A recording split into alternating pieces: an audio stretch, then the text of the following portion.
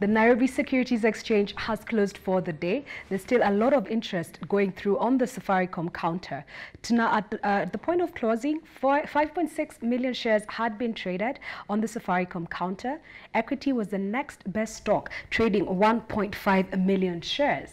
KPLC surprisingly made it to the top 5 with 254,000 shares traded. Maybe somebody is a bit pissed off that the numbers do not quite add up, but that's a conversation that we will have later on with regards to the prices that the stocks closed at.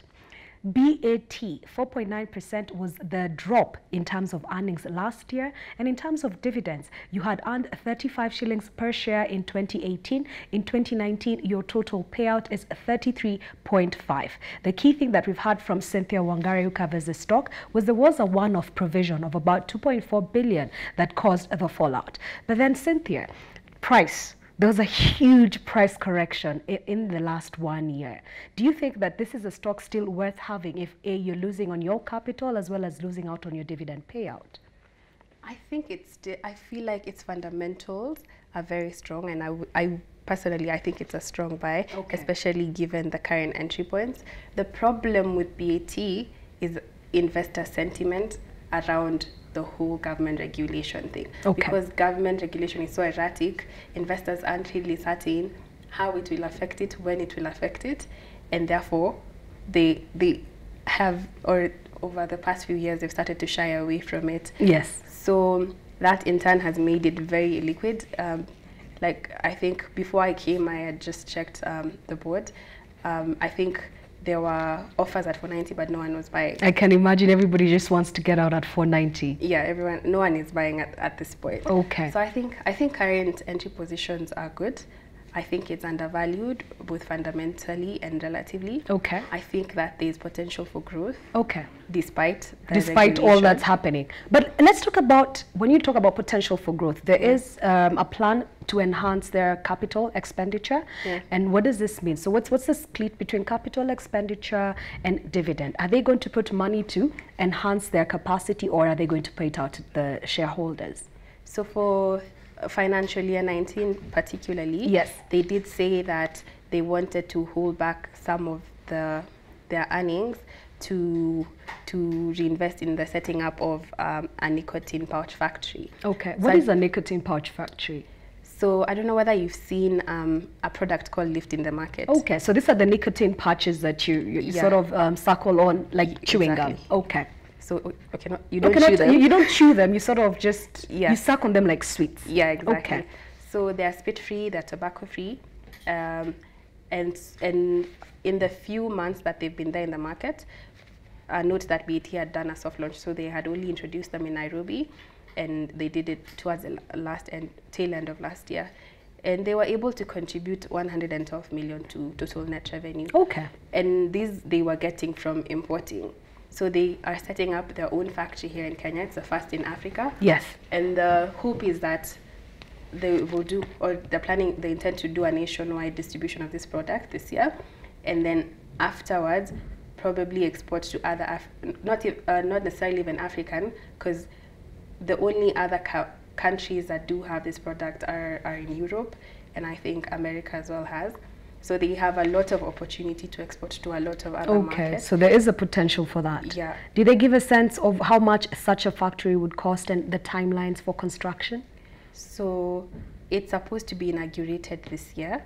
The cost was about 2.5 billion. That was meant to be spread out in 5 years. In 5 years. Yeah. Okay, so that's not a material sum, give or take. So that could be something that gives them an uplift in revenue. Yeah. And what about dividend? Because they do say that they pay out 86% of the money that they make. Is that expected to continue? And what's your sense? If you're a shareholder, will you get another dip? Will you probably get 30 shillings in this year, maybe 25 shillings next year? What are you thinking when you're analyzing this stock? So at first, I actually thought they would pay a higher payout this year. Yes.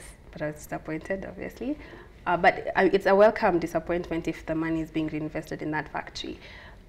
So going forward, if they don't have any other capex injections, I think worst case scenario, they would maintain it at 86. At 86? Yeah. But then on a declining profitability line?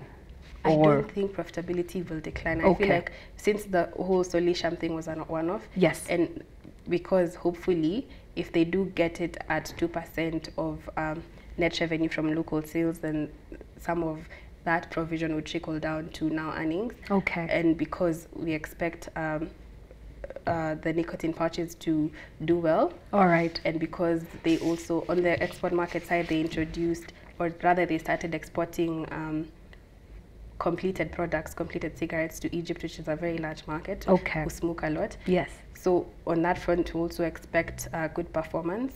I think profitability should be profitability. Better. So the worst is behind us? Yes. The worst is behind us. So it could only get better from the numbers that we're seeing. In my opinion. Okay. And so if it gets better and dividend payout is maintained, all right, then the absolute figure of dividends should be. Okay, fair enough. We are coming to the near end of our show, but I want you to help us land this conversation on BAT. So for the last couple of years, the biggest risks have been regulation. Yes. This levy was also a risk factor that was always lacking, was always somewhere. It was bound to happen. It has happened. Their access to markets had also been limited for one reason or another. Now they are getting newer markets. Would you say, if you look at it 3 years from 2017 till now, and you look at it from 2020 to 2023, do you feel that the structure of this company is getting better and they've gone over the worst part of this negative cycle that they're experiencing?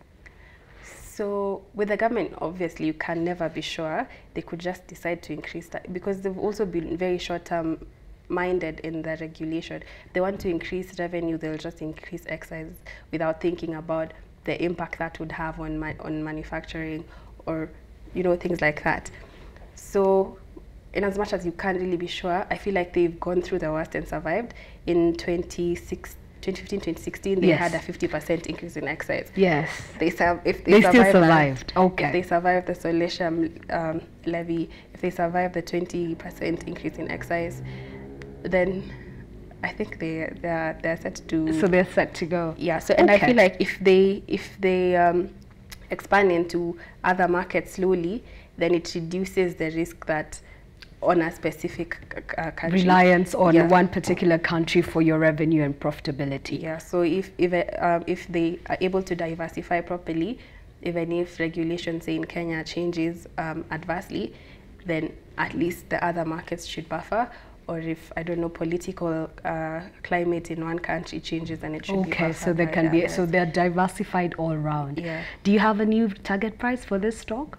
So, when we adjusted for the Solation, yes, one worst case scenario, that being if it's applied on 2% of total gross revenue, then our target price would go down to 569. Okay. If it's on total net revenue, it would go to 612. Okay. And if it's on net local revenue, yes, then it would go to 634. Okay, so the range we're working with is 569 on the lower end to 634, and that's a price that you expect at least to be able to get to at least over the next 12 months. Yeah. Okay. I always say some of the valuations on these stocks are considerably cheaper than smoking the cigarette.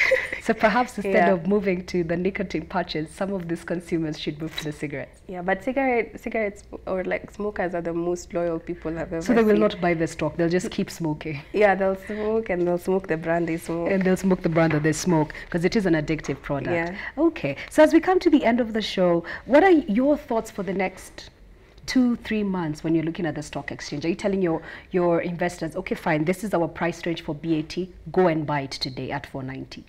I think 490 is a good entry point. For 80, 490, I would buy. Okay. Yes. Would you tell them to wait for the dividend date or just take it now? I think the price is usually, although BAT is very liquid, so it probably wouldn't change much. It won't change much, but okay. Usually for most stocks, towards the dividend date, the price is okay. increased. So it's either you buy one stock at 490 or you buy a packet of cigarettes, I think, at about 250 or is it 300 shillings? So it's your call. Yeah. All right. Thank you so much, Cynthia, for your insights on this. Certainly well appreciated. And also thank you, viewers, for your time. Now, this is the thing. I always say, if you're going to consume the product, you might as well be able to put money aside, buy the stock, and at least get a return. Now, 6.7% might not be the best return, but we were discussing with Cynthia, the 364 T-bill is at 9.8%. So 6.7% is not too far. But this is the relative conversation, or rather the context of this conversation. Look at it this way. If you are a smoker, you'll probably buy a packet of cigarettes from anything between 200 to 300, depending on where you're buying it from. And once after a week, I'm sure your cigarette packet is done. Our stock is going at 490. Why would you not challenge yourself and at least buy a minimum of 100 shares at 490 shillings and always get something in return, if not for you, for the future generations?